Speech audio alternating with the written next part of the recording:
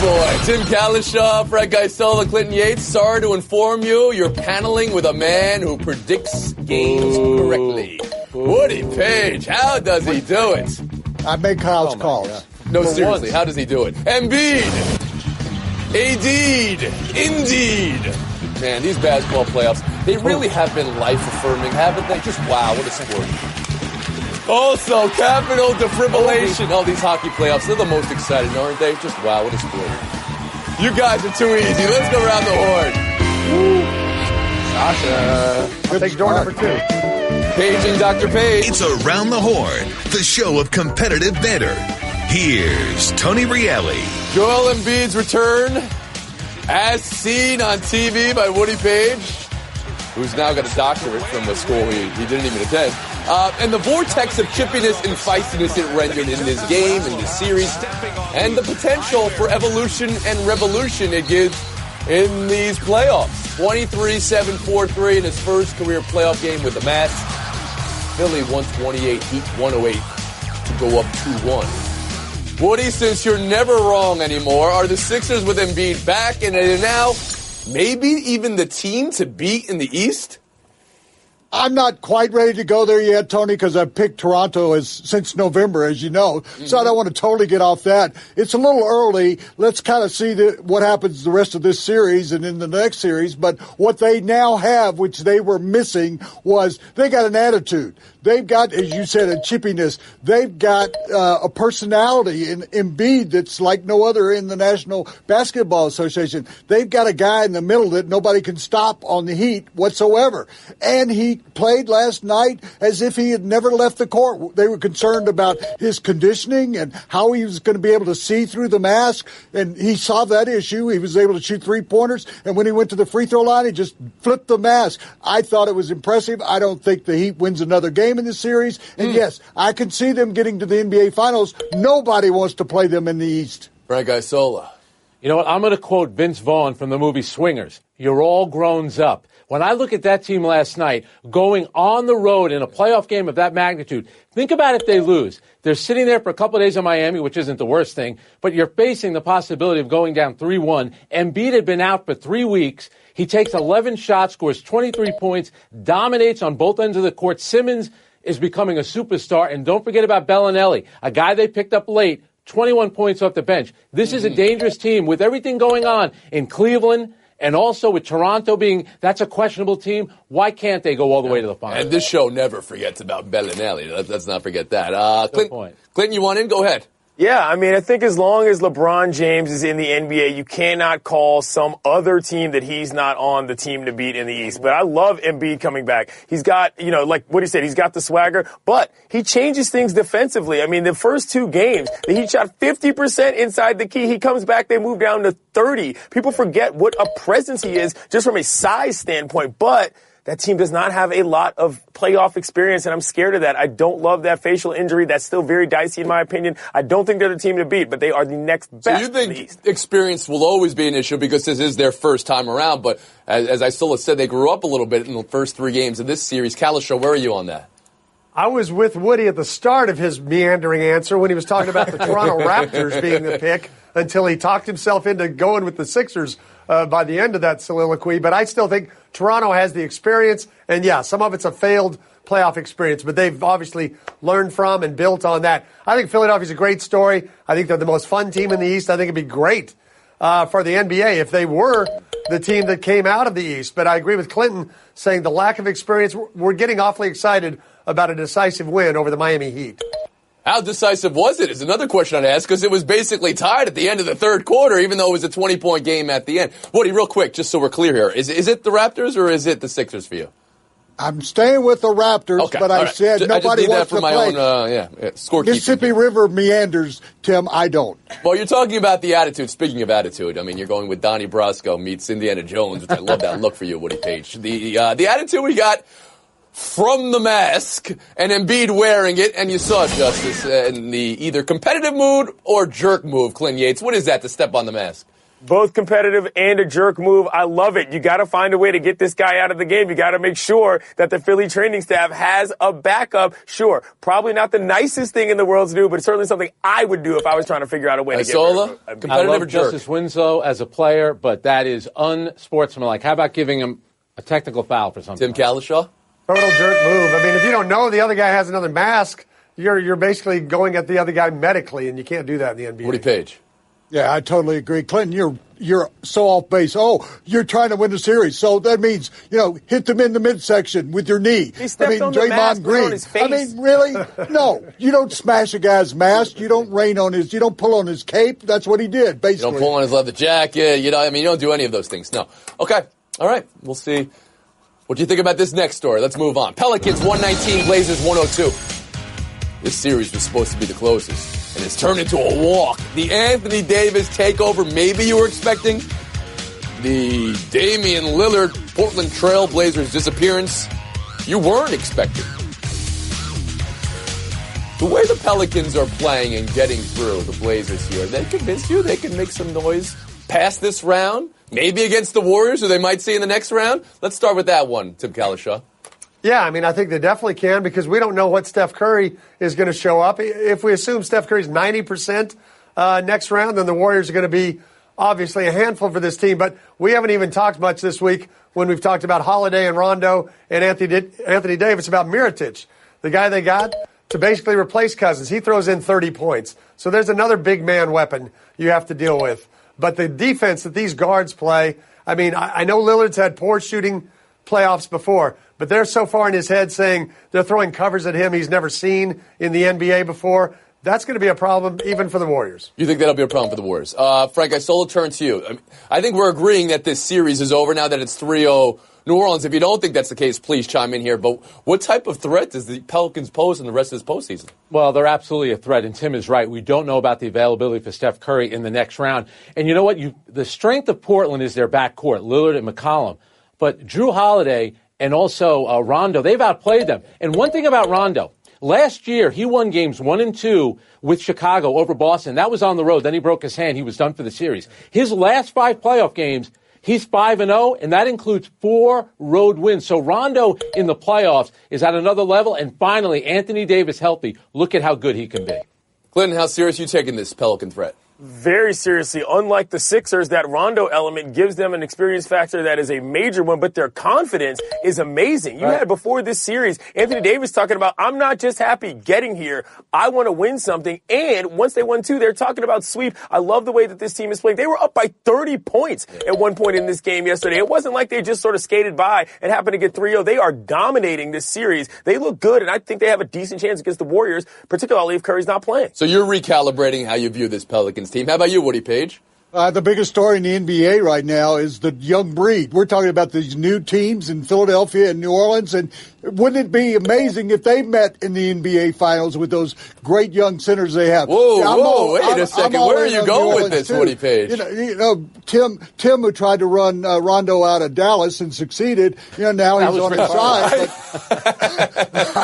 Really, you did. Admit it. But here's the point. Rondo, that backcourt, Holiday and Rondo, that was supposed to be the weakness against the opposing team's backcourt. And guess what? They are doing a great job against them. And as you said, Lillard is being covered up. He can't figure out what to do against them. I mean, I think they can beat the Warriors if Curry, who is not probable for the first couple of games of that series. Yeah, we heard that. They get off that start. Yeah. I got to go back to you, Tim. There, Woody is rewriting history a little bit here. Please go ahead on the Rondo term in Dallas. The Rondo we're seeing now is exploding up the court like he's Westbrook. The Rondo who came to Dallas got an 8-second violation in Houston for couldn't get the ball across midcourt before they kicked him off the team after game 2. Yeah, I don't think Tim wrote him out of town. I think Rondo wrote himself out of town, I think is the way. Last word, Frank, eulogizing these Blazers. Again, they're down 0-3. They could take a game. They're at home, they can maybe take 2 games. Nobody thinks they have a chance in the series. What happened to this Blazers team? Well, I mean, they had a great regular season, but their front line's being outclassed. And Tim mentioned Mirotic. Let's remember where he started this season in Chicago, getting his face broken on a punch by Bobby Portis. He's come a long way. The 2 of them together, Davis and Mirotic, 58 points last night. I think the moral story is you break your face, you have a good playoffs. That's what happens. Speaking of playoffs. The New York Knicks. Am I right? Whoa. Come on now, Frank. I'm Easy. sensing you're not sure. You know what the Knicks are doing here. Let's roll tape here. You don't know where the Knicks are going with their coaching search either. What is this about Dolan hinting Porzingis might be out all of next year, though, too, Frank? God, do I look that ugly in person in that picture? Jeez. Here's the thing about Porzingis. When he left to go to Latvia last week, the Knicks front office said nothing about him possibly being out for a year. It sounds like Jim Dolan went off script a little bit and said maybe December, maybe the rest of the year. They have a big decision to make on Porzingis. He's due to get an extension between July 1st and that date in October. I don't know if they're going to do that if he's not going to be available for next season. So guess what? The Knicks next year aren't going to be in the playoffs. Glenn Yates? To me, this is much bigger than a Knicks story. This is an NBA story overall. If Kristaps Porzingis can't play, that is a huge problem from a marketing standpoint for this league. He was the embodiment of everything that had come of the globalization of the game. A 7-foot Latvian guy that can dunk on your head and bang a three from deep. Nobody had ever seen anything like that, and it felt like it was a little too good to be true. It's really unfortunate if he ends up being out another year that might actually be the case. I am bummed about this. Forget about the Knicks. I like watching Kristaps Porzingis. He brings fans to the game, and if he can't play, that's a big bummer for the NBA. Woody Page? Yep. Let me address Frank first. Frank, they were 6-22 this year without him. They didn't even have to try to tank. I mean, they've got to pay him that $150 million extension. That's your future. You got to build around him. You got to coach around him. You got to tank the next couple of years and try and do what Philadelphia did. In regard to what you said, Clinton, you're absolutely right. I've always maintained that if you don't have strong teams in New York and Philadelphia and Chicago and Los Angeles, the NBA is in deep trouble. Right. And as a result of that, you know, they got Philadelphia, but nothing in New York, nothing in LA to speak of, and nothing in Chicago. So it's an NBA problem that they got to have the Knicks and the Nets stronger and the Lakers and the Clippers stronger. So I agree with you. Ratings seem to be up this year, and I don't think anybody's arguing over a finals that has seen the Warriors and the Cavs the last 3 years. Ratings have been strong there. I always bristle at the idea the league needs the Knicks. Knicks haven't been good. They haven't had a championship in 50 years. One out of the last 20 years. Kalisha, go ahead. You know, I would just remind people, I agree with what's being said. It's sad if he's not playing, but all Dolan said was anywhere from December to the end of the year. If he's back in December, he's going to play in 50 games, so they can recover to some degree. At least we'll see him play. I don't know that he's out for the whole season. You know, the question is whether the Knicks are all in with Porzingis. But, Frank, I got to wonder, is Porzingis all in with the Knicks? That's a great question because remember last year, right after the season, went to Latvia, did the same thing. He's got his own doctors. He's not going to be back until the day before training camp. It's a weird situation, very dysfunctional yet again. Sounds like not too far from what Kawhi Leonard and the San Antonio Spurs are going to. Maybe there's going to be a trade. Woody Page is in the lead as seen on television. 20 points. Taking a break right here. Buy or sell next. You would wear that shirt. That's your brand of comedy. It's no Rojo Perez. It's your brand of comedy there as seen on TV. And the jacket. I just saved hundreds of dollars by switching to Geico. I feel like a whole new person. Disclaimer, you will not become a whole new person. This is impossible. You might be able to join a gym or diet program, buy a new wardrobe, get hair implants, but your DNA and physical form will remain the same. Geico waives any and all liability if you attempt to become a new person, except a cyborg. If you choose to become a half-human, half-cybernetic organism with lasers for eyes, the Geico legal team would be cool with that, because, quote, laser eyes are pretty sweet. Pew, pew, pew, end quote. Geico. 15 minutes could save you 15% or more. That Nagandi jacket was fire. You guys are getting points for the Nagandi jacket. That's how good that was. All right. Quarterback competition at Alabama, Tua Tagovailoa and Jalen Hurts. It's going to play out all spring and summer, if spring and summer ever come. But Jalen Hurts' dad fumigated the room in advance. Bleacher Report. I told Jalen, you effed up. You opened the door and put yourself in this situation. Now it's time to dig yourself out. Also, he said this. He'd be the biggest free agent in college football history if he doesn't get the job and decides to leave. Woody, what to buy, what to sell here? Well, I'm buying what his father said. I mean, really, if he were determined to leave and go to another school, he would be instant success somewhere else.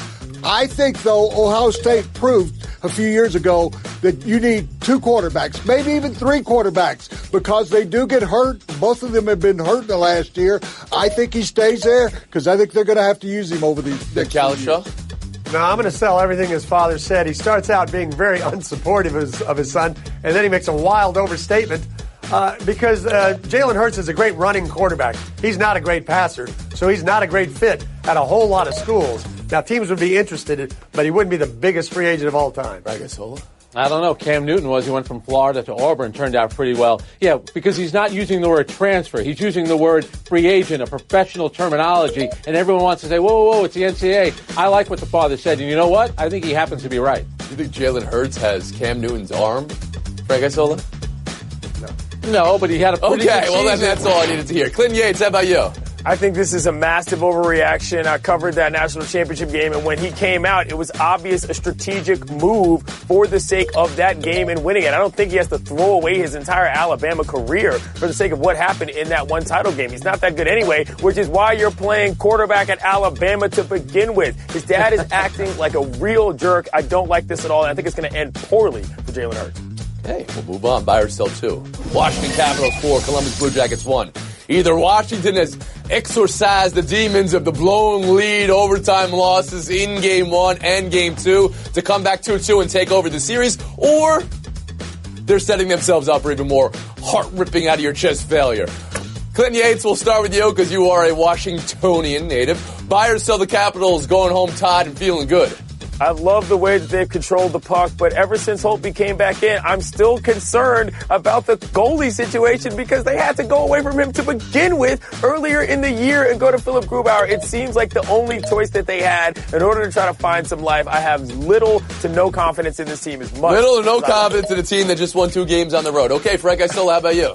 Yeah, because the problem is at home, they've lost 5 of their last 6 home playoff games if you go back to last season against Pittsburgh. One thing, though, John Tortorella, the coach of Columbus, did you hear him going off on his team? I wonder what kind of impact that could have. It could have positive, but it could be negative. Did you hear Tortorella going off on his team? Yes, that's Tortorella. That's what he did. Day that ends in Y. Kind of looks like you, brother. Frank Isola. How about you, Kalisha? There's an old hockey saying that should be credited to J.A. Adonde if it's not, and that is that in order to win, your best players have to be your best players. And in Game 4, the Capitals' best players were finally their best players. And that's what they have to do to win, and they've established that now. I think So you're saying Ovechkin's got to score some goals here. That's what Yes. you're saying. Woody Page, how about you? Clinton, I can't believe you people in D.C. are not dancing in the streets. You're still in a panic mode? people. You've won 2 games on the road. I don't know what's wrong with you. The problem in this series was not starting Holtby in goal. Now they have. Now they're back in good place. This series Wait, is real over quick, you can for respond. Washington.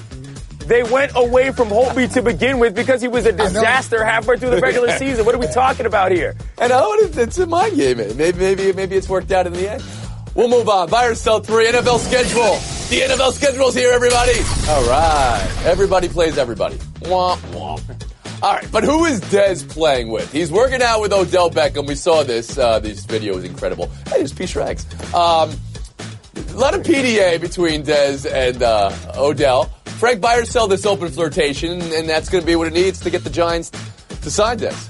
As you people in Dallas and you people in Washington know, Dez Bryant What do to you the mean, Giants, you people? I like it a lot. You have Eli Manning, Odell Beckham, then we'll draft Barkley, number 2 overall. We're off and running. I like it. Yates? The bro levels of love here are excellent. Reminds me of Rocky and Apollo Creed running on the beach with the In slow-mo. jump and the Love it. embrace. Love it. Very similar. I am here for every single second of this. I love it so much. Wopa? No, I don't think so, guys. I said the other day when he said it was be crazy, I said it was crazy bad because then you'd have 2 divas you'd have to deal with all the time, and I don't think it makes Like any this sense. show. There are enough wide receivers out there that you can go get somebody better than DC. Dez Bryant. Brandon Marshall said there's no room for Dez. Oh, that didn't work going very well for Brandon Marshall. There is room on a 1-year rental. It makes sense at a low Yes. salary. I think it could happen. The 2 Everything divas makes advance. sense at a low salary, isn't that the case? Kalisha, Frank Isola, weekend starts right now. Woody Page, Clinton Yates. Showdown next. You people. Page Yates Showdown.